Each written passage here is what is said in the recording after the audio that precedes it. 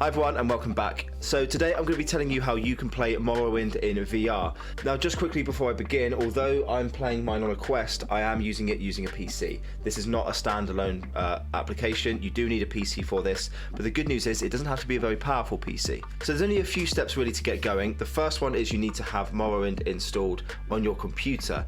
And it's also important that you know where you've saved the Morrowind folder and all the files. So just make sure you know where to find it in the directory, because you're going to need to know where that is. After you've installed Morrowind, you need to install SteamVR. Now, a lot of you will have Steam. Obviously, it's a given at this point that you have Steam, but if not, it doesn't matter. But you do need SteamVR because that's how the computer talks to your headset and actually runs the application in VR.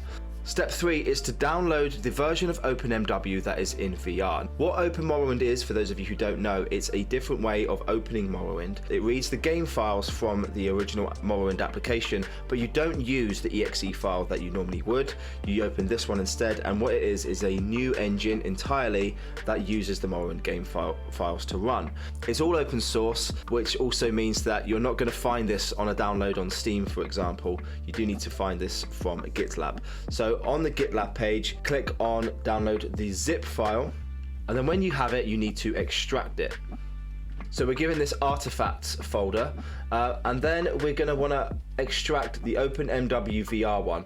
I don't know what the symbols one means, if I'm honest, but it's just this folder.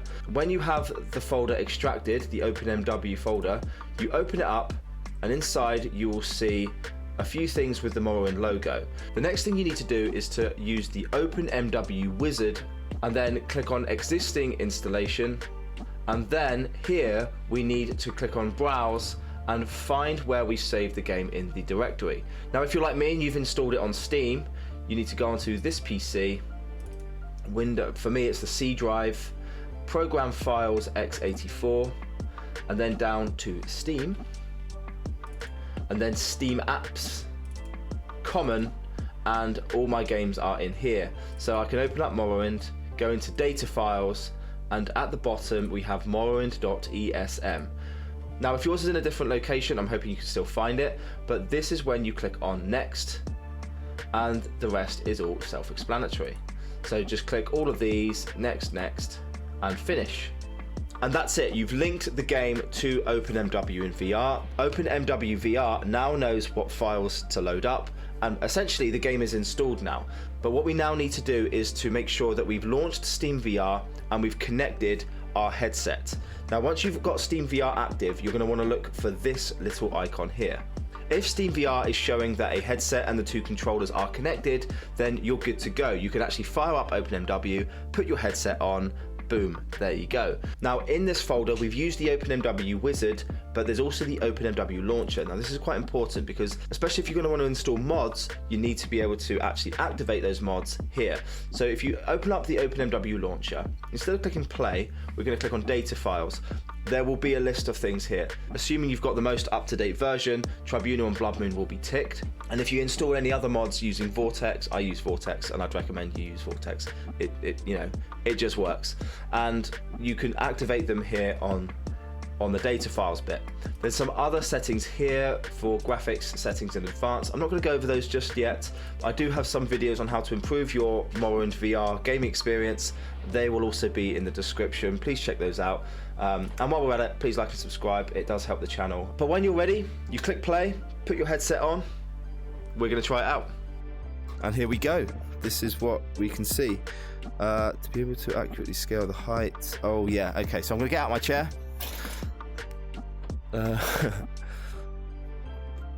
And here we go. So this is how it works. You have the screen in front of you. Your menu with all your, your health, weapon, magic, all that kind of stuff is bound here. I actually have a save here, but if I start a new game,